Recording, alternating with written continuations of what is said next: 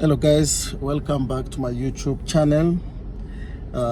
It's been long since the last time I update, and since last time I made a video. I remember last time I made a video about how a country can affect your progress and whatever you are planning, your plan and this other stuff. So I do remember I promised you guys that I'm gonna share the reason of why I'm in Congo and why I decided to come to my country for some time and what went wrong. I do have a video that I'm gonna post because the way I was packing my stuff, all the stuff before I left South Africa and come to my home country.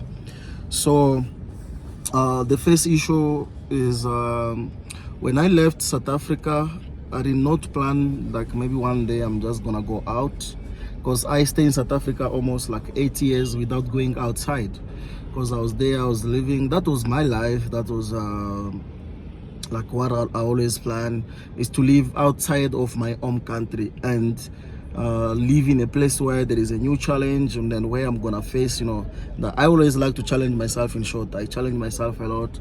I always go after my dream, like to be better and do better and push as I can. So when I moved to South Africa, I moved there. First time I went to visit. Then when I get there, I found a job. After finding a job, then I decided to call my family, my wife and my kid, to follow me. So they follow me and we start living in South Africa. Living in a foreign country where you are not originated from, you need to have a visa. Me, I had my visa. My visa was like 5 years. They give me a critical skills visa for 5 years. And when my family, they just come with a student visa. So when they get there with a student visa, I've been planning so that I can apply for permanent res. And the person who was helping me so that I can be able to get a permanent res ended up dying. Now, I didn't know where I need to go and who I have to follow. At the end of the day, the visa of my family just expired. And passport also expired. So there was nowhere for them to get a passport while being in South Africa. They're supposed to go back to Congo so that they can get a new passport. Then I try all my best so that we can get a passport, but we not get a passport. Then also the visa, I keep on calling people because they need so many documents. And you guys knows the story that is happening right now in South Africa, where they want only investors to come there. So I did my best, what can I do so that I can be able to get the visa for my family. I push. At the end of the day, my visa so end up expiring. So then I decide what I have to do. I have to apply a new visa. I apply for a new visa, then my visa come out. They give me only 1 year. So when they give not even 1 year, so they count like my visa, it's been at Home Affairs for like 3 months. So they deduct that 3 months, they remove it from the 1 year that they give me. So it's like they give me 9 months that I have to live in South Africa. There was no other option.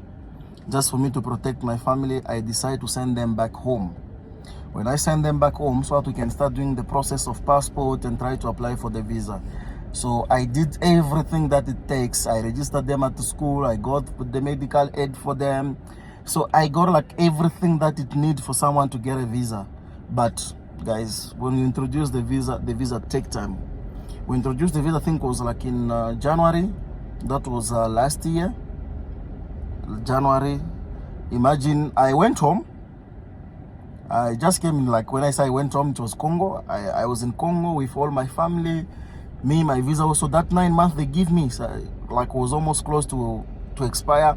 I decided to leave my family behind, then I went back to South Africa so that I can also renew my visa. When I renew my visa now, they give me 2 years. So after they give me 2 years, I said, okay, in these 2 years, let me fight, let me trade and do whatever what I like, so that I can push for my family also to get a visa. So I did push, like the way you guys know, it's been like trading, sometimes try to help people, recording video. When I was alone for quite like 8 months alone in South Africa without my family, And if you see the way I was recording the video like every single day, was a way of me removing the stress that I was going through. But that stress was just keep on like growing like every single day. Sometimes you can see a wife call you and tell you, no, I'm staying here, I'm alone, you are just there, our visa is not coming out, the kid, they're missing you. All those things, guys, was giving me too much stress. Sometimes I could sit myself like this in the house, then tears are just coming in my eyes. So at the end of the day, we keep on waiting for the visa. I keep on telling her, no, be patient, the visa is gonna come out, we already paid for the visa, just wait. Guys, you won't understand what happened. I received the bad news ever.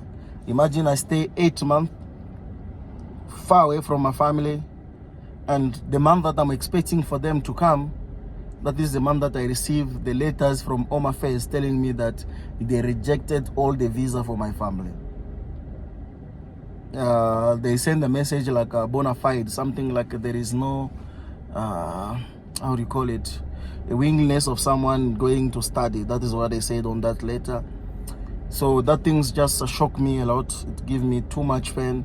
I stay almost like 2 weeks of thinking like what I have to do. Can I continue living like this where my family are far and me I'm far? Sometimes I could not even focus on trading because every time I have to receive call, you know, this and that, you know. So it was so painful to me to see like the way my family, they are suffering, and me, I'm just there sitting and enjoying life while they're not living the kind of life that I want. You know, living far from your family is not a joke. I've got kids, I've got a wife, then they're living far away from you. You have to send them money every time. Yes, we can send them money, we can give them whatever they want, but they want to see you. Calling you in a video call is not enough for like 8 months. Then myself, I decide, you know what, just one day I wake up in the morning, I say, you know what, enough is enough. If I have to suffer, I have to suffer with my kids. If I have to be happy, I have to be happy with my kids. Why must I stay in South Africa alone and my kids, they're home? You see, so I decide, I pack all my stuff. I'm gonna post that video. I pack all my stuff, then I decide to travel. I just make a decision in the morning after like maybe 5 to 5 hours like this. Since I had my visa, I book already a flight. I book a ticket for the bus because I came with a bus. I book a bus ticket because of the stuff that I had. Guys, I travel, then I come back home. I know it's been a challenge because when I get back home, I'm supposed to get a house for my family and where I can stay while I'm here, and trying to push and try to look for connection on how I have to get a visa for my family, because I still have a visa that got like 1 year before it expires. And I'm also thinking of renewing my visa again, but this time I'm planning, if God help me, I want to go back to South Africa as an investor. So I don't want my family to start suffering again when the visa expires. To get a visa become a problem. So I like South Africa more than any country in the world. I like that place because it's a place where it built me, it built the kind of person I am today. It built my mindset, you know, it opened me, my mindset. I'm not that guy who left Congo in 2014. I'm a new guy who, when is thinking like, okay, if I do these things, is there a profit on whatever I want to do? You see, this is the kind of person I am today. And all this is because I stay in South Africa. So South Africa opened my mindset. South Africa built me. Also more because of the people that were around me, because of the people that they used to help me, because of the people that they show me like, okay, you have to do this and that for you to succeed in life. You see? So it is what it is, guys. This is the situation. This is the honest truth about myself, and the way you see me, I'm quiet. Why I'm not posting video every time is because in my home country we have a network issue. Right now I can even show you my phone, guys. We have a crazy network issue. So you're gonna see network is just playing, like you can see, I believe you can see here, network here is a problem. Face electricity, it's also another issue. So there is nothing I can do. Sometimes I don't even trade. I don't even remember when was the last time I opened a trading. It's been like quite long since last time I opened a trade. And okay, this time I'm focusing on how I need to start trading, because I want to leave a legacy for my family. Even if tomorrow I'm not there, I know when I leave something there, my kid will say, our daddy fights for us to have these things. So this is what I'm fighting like every single day. And the only thing I just am requesting from you guys, I know you guys support my channel. I know you guys support me. You support me through all this pain I'm going through.